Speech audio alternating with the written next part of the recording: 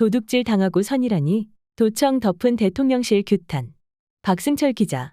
미국 정보기관의 대통령실 도청 의혹이 불거졌는데도 당한 적 없다, 위조였다 며 사건을 덮기 급급했던 대통령실의 대응에 대한 촛불 시민들의 분노가 쏟아졌다. 15일 서울 해화역과 시청 인근에서 열린 제35차 촛불 대행진에 참가한 시민들은 한국 포탄 내주고 한미회담 구걸한 윤석열은 퇴진하라, 도청범죄 비호하는 윤석열은 퇴진하라 등의 구호를 외쳤다. 시민들은 또 4.19 혁명 63주년을 며칠 앞둔 이날 집회에서 4.19 정신 계승하여 촛불혁명 완수하자는 구호도 외쳤다. 이날 오후 3시 해화역에서 집결한 시민 5천여 명은 오후 3시 30분부터 행진을 시작해 종로를 거쳐본 집회 장소인 숭례문부터 시청 앞 도로에 집결했다. 전국 집중 집회로 열린 본 집회에는 주최 측 추산 2만 명이 참석했다. 같은 시각에 1만 8천여 명의 시민들은 온라인을 통해 집회를 시청했다. 행진 과정에서 종로 사가에서 열린 보수단체 집회와 마주쳤지만 별다른 충돌은 없었다. 집회 첫 발언자로는 불교 쪽의 4대 매국 윤석열 검사독 재정권 퇴진 시국법회 준비위원회 박종린 집행위원장이 무대 위에 섰다. 박 위원장은 위기의 대한민국을 구하기 위해 불교 시국법회를 준비했다 면서 다시는 윤석열 같은 어리석은 사람이 대통령이 되지 않도록 여러분들이 힘을 모아달라고 호소했다. 시국법회 준비위원회는 다음 달 20일 서울시청에서 숭례문 일대에서 불교 시국법회를 열 예정이다. 다음엔 하루 앞으로 다가온 세월호 9주기를 맞아 노란 리본을 만드는 자원봉사자로 활동했던 김현성 광화문 노란 리본 공작소 시민 봉사자의 발언이 이어졌다. 김 씨는 혹시라도 9년이나 되었으니 이제 그만해도 되지 않을까 스스로 생각해 본 적이 없느냐 면서 그렇다면 우리는 또다시 우리가 기억하고 싶지 않은 정권을 계속해서 다시 만나고 우리 주변 누군가가 또는 나 스스로가 또 다른 참사의 피해자가 될 것이라고 했다.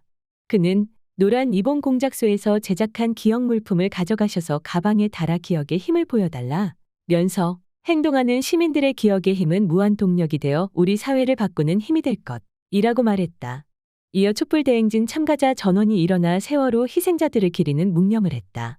지난 4.5 재보선에서 전북 전주을에 출마해 10.14%를 득표했던 안혜욱 후보는 선거 기간 전국에서 찾아와 지지해 주시고 해외 언론에서도 보도할 정도로 도와주신 분들에게 감사한다 라면서 학연, 지연, 혈연 하나도 없는 제가 윤석열 정권을 타도하자는 기치 하나로 윤 정권의 실체를 알리는 데 성공했다 라고 말했다.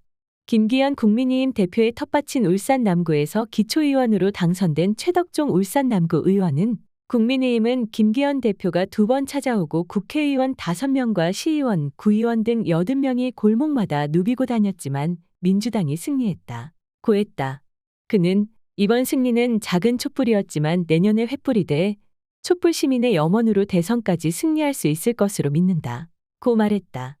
이후 연단에 오른 김민웅 촛불행동 상임대표는 도둑이 들어와 비밀 금고를 훔쳐갔는데 착한 도둑이라고 하고 선의가 있다고 한다 면서 다 한 통속이었기 때문이라고 말했다.